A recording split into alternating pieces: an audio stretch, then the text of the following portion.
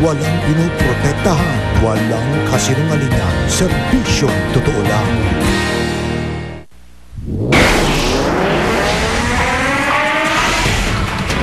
Saksihan, mga magsasaka ng Hacienda Luisita, papipiliin kung stocks o lupa ang gusto matapos pagtibayan ng Korte Suprema ang desisyong nagbabasura sa stock distribution plan. Abogado ng Hacienda Luisita, malugod na tinanggap ang utos na referendum.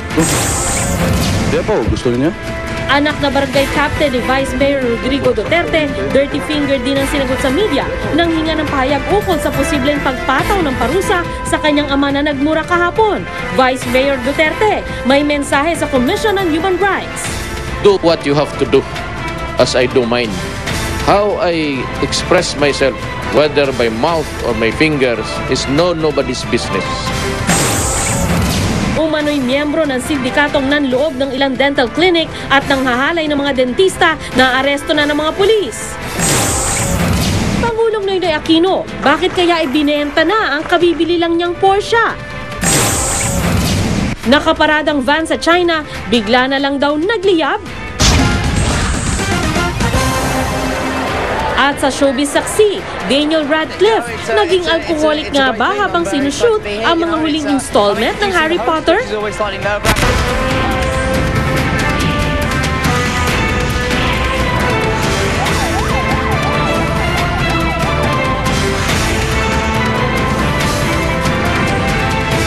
Saksi!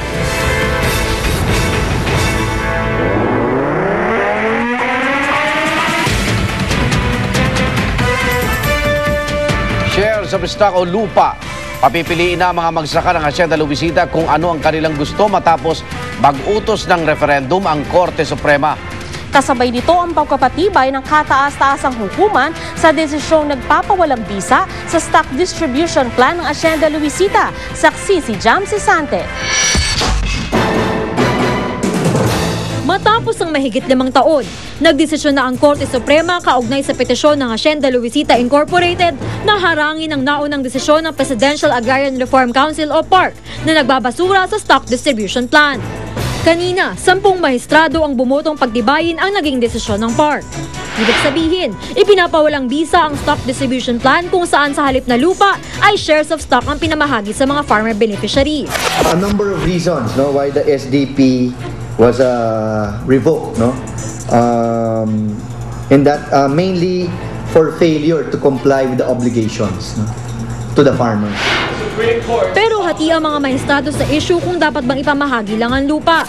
Mayorya sa kanila o 6 na mahistrado ang bumotong utusan ng Department of Agrarian Reform na magsagawa ng referendum sa mahigit 6,000 magsasaka kung lupa ba o stocks ang gusto nila. 6 are of the view that since the stock distribution plan has been revoked, then the DAR must conduct a referendum asking the farmers if they want to stay with the corporation and instead get shares of stocks or if they should want to get actual land.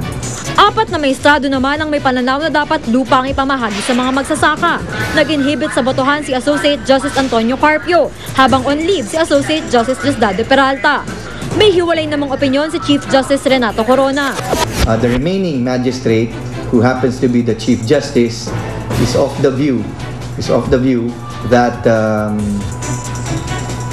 Section 31 of RA 6657, which allows corporate landowners to have an option to give shares of stocks instead of land, is unconstitutional. Agosto nung nakaraang taon nang magsagawa ng referendum ang pamunuan ng Hacienda Luisita.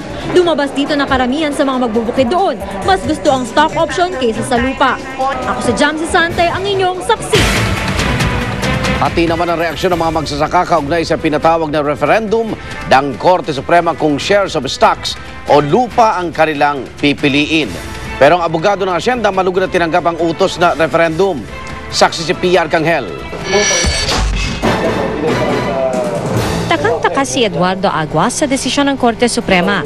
Bakit daw magkakaroon ng isa pang referendum sa kanilang mga former beneficiary ng Hacienda Luisita, gayong nag-referendum na noon ang pamunuan ng Hacienda para sa compromise agreement kung saan pinapili ang mga magbubukid kung lupa ba o shares of stock ang gusto nila. Sa ginawa ng referendum ng mga nakaraang taon, nakita naman namin na well participate lahat ng mga stockholder ng Hacienda Luisita.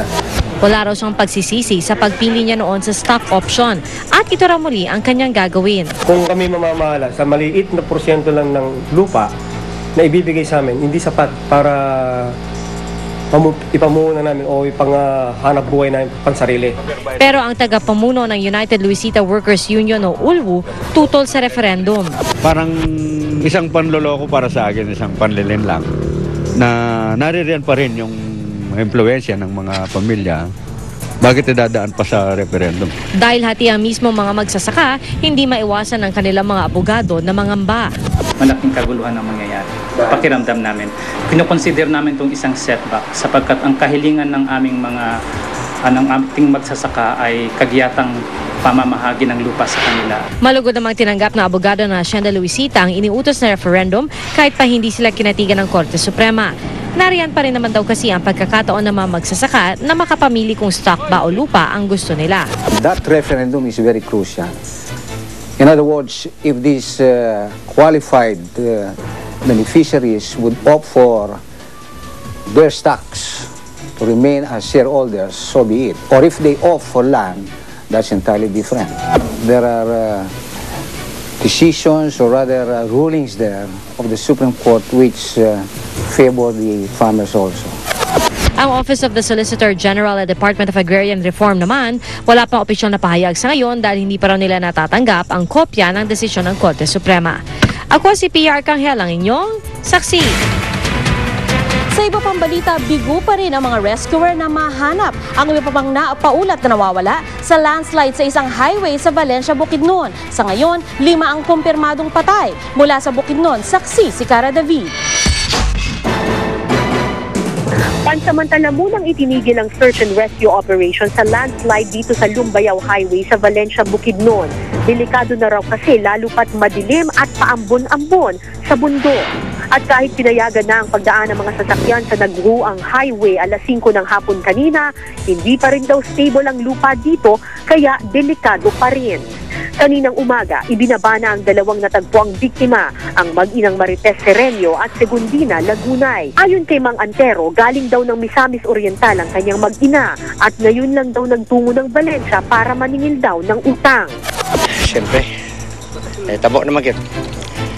Amo na lang na dawat na ilan na yun ang netabo naman.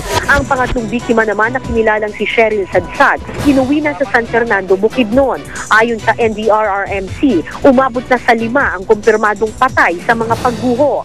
Ayon sa mga taga rito, 2 landslide ang naganap kahapon. Ang una, humarang sa jeep na sinasakyan ng mga biktima, kaya naglakad o naghabal-habal na ang ilang pasahero. At dito na nagkaroon ng pangalawang pagguho ng lupa, kaya may mga natabunan na di pa matiyak kung ilan. Pinabulaan na naman ng lokal na pamahalaan na dulot ng sobrang pagtutroso ang pagguho. Posibleng malakas na ulan kasabay ng road widening project sa Lumbayao Highway ang sanhiraw ng landslide. Pinapyas kasi ang bundok para palaparin ang daan at gawing national highway na magdudugtong sa Bukidnon at Davao. I think it's the widening of the highway and it was not yet, the highway is not completed. As you can see, it's not even half. Mula dito sa Bukidnon, ako po si Cara David, ang inyong saksi. Sa ating ulat panahon, maliit daw ang posibilidad na maging bagyo ang 2 namumuong sama ng panahon sa bahagi ng Luzon. Pero patuloy raw itong magdadala ng pag-ulan sa bansa. Ang isang low pressure area ay namataan 710 kilometro silangan timog silangan ng Tugigaraw City sa Cagayan. Namataan naman ang isa pang LPA sa layong 70 kilometro silangan Hilaga silangan naman ng Verac, Catanduanes. Ayon sa Pag-asa, inaasahang pag-itingin ng mga LPA ang hangin habagat na siya magdadala ng pag-ulan, partikular sa Palawan, silangang bahagi ng Luzon, Visayas at Central Mindanao. Posible raw itong pagmula ng flash flood at landslide. Kakaranas naman ng malakas na ulan ng ilang bahagi ng Metro Manila kaninang hapon, daragisan din ng pagbaha sa ilang lugar. Samantala, Samantala, dirty finger din ang naging sagot ng anak na lalaki ni Davao City Vice Mayor Rodrigo Duterte nang tanungin ng media ukol sa posibleng parusa sa ama na nagmura kahapon. May mensahe naman si Vice Mayor Duterte sa Commission on Human Rights na pinuna ang kanyang naging aksyon. Saksi si Steve Dailisan. Depo, gusto niyo?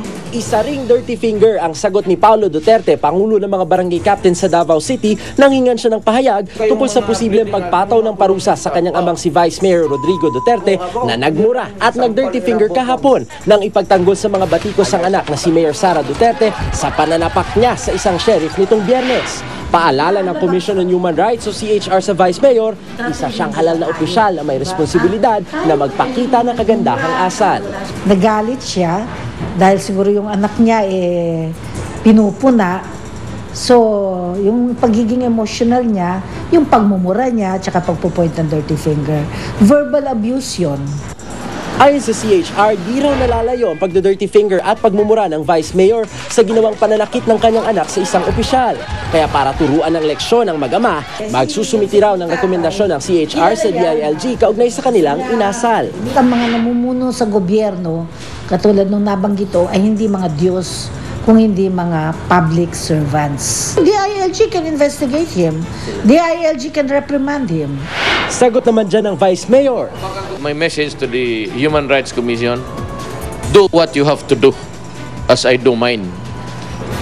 You know, I have the freedom of expression guaranteed under the Constitution.